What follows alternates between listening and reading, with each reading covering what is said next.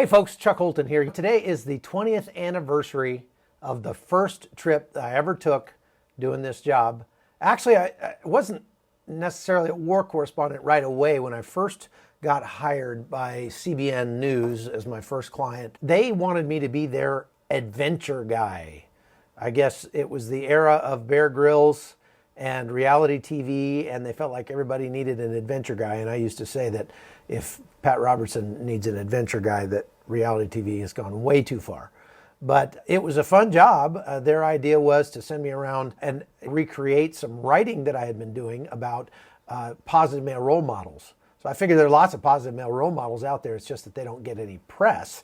And so I wanted to go find them and tell their stories so that our sons would have people to look up to. And so I went out with rescue pilots and people that had amazing adventures in the Alaskan bush, people that saved lives, just all sorts of things. My very first trip, though, 20 years ago today, was a trip out to Idaho to report on smoke jumpers, people that parachute into forest fires and put them out. It was a fun trip, really enjoyed it.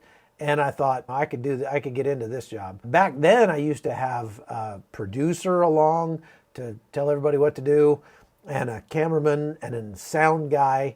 We had lots and lots of extra luggage with cases and cases of camera equipment and lights, and everything was huge. The cameras were this big and cost $250,000, and I had to have a dedicated sound guy and everything. That era, it's amazing to see the changes that have taken place in this business since I got started. Now, I literally travel with 2 iPhones like this and a light the size of this iPhone, and that's about it. I have some microphones, little wireless microphones like this that I use, and a pair of AirPods.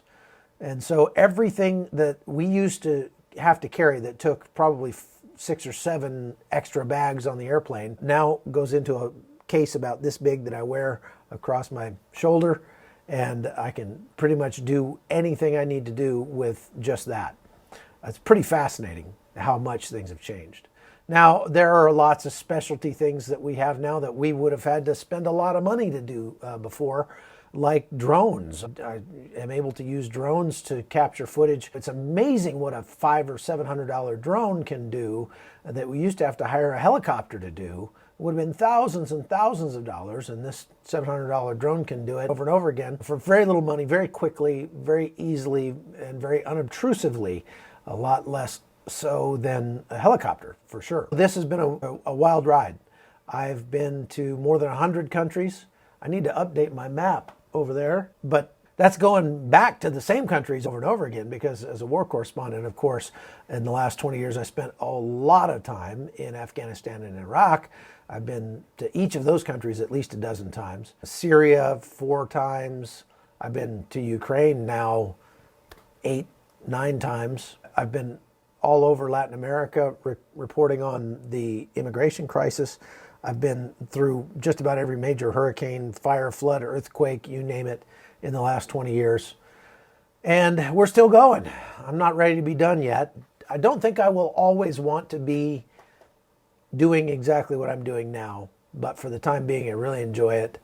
It's a privilege to be able to report from the front seat of history and to have been there for so many world-changing events across the globe. I am right now working diligently on finishing my 65th documentary, I think it is, about Armenia. I've done documentaries on everything from Paul's shipwreck to sex trafficking to, stuff about counterfeiting to the power grid, you name it. Even last year did a documentary about Russian atrocities in Ukraine. And I really enjoy the documentaries. It's like writing a book, actually. It's just a lot more people are going to see it if you make a documentary, because people don't read books anymore. And so I like writing books. I don't like writing. I like having written. I don't like writing. I like having written. But suffice it to say that I'm still gathering the adventures that I will use to write books with as an old man, whenever that is. And so when I decide it's time to stay home and stop traveling or when that's decided for me by circumstances, whatever that might be. It could very well get to the point where I can't travel anymore because of the legalities surrounding travel or because of what you have to do to get a passport. They hold that passport over your head, and if you don't pay your taxes the way they think you should, or if you don't turn in your guns perhaps someday, they could easily just say, oh, we're not going to come confiscate them. We're just not going to renew your driver's license, your passport, or anything else that'll let you move around, and you won't be able to go anywhere legally. That's one of the problems with allowing the government to overregulate everything in the world. Don't get me started on that.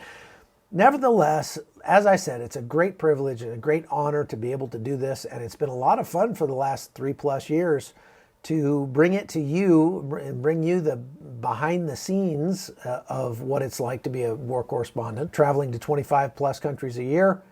And like I say, we're not done.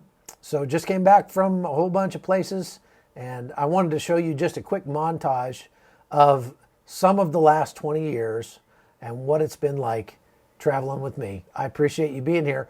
You can follow what I do. I would appreciate it if you would like and subscribe on YouTube. I'm almost at 13,000 followers, which for me is a lot. And a couple more people hitting that subscribe button would get me over the top.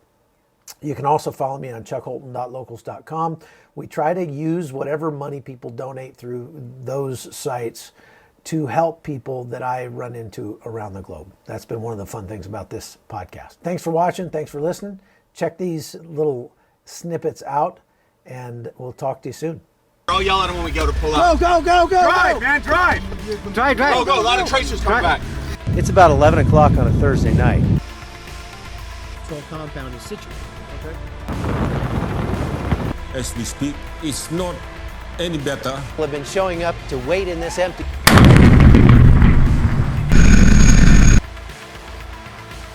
This is 15-year-old Zainab, and she's obviously in great pain here. Once in a while, there'll be an attack. But even in this big city, progress is being made. The Border Patrol reports that drug runners are using ultralight aircraft like this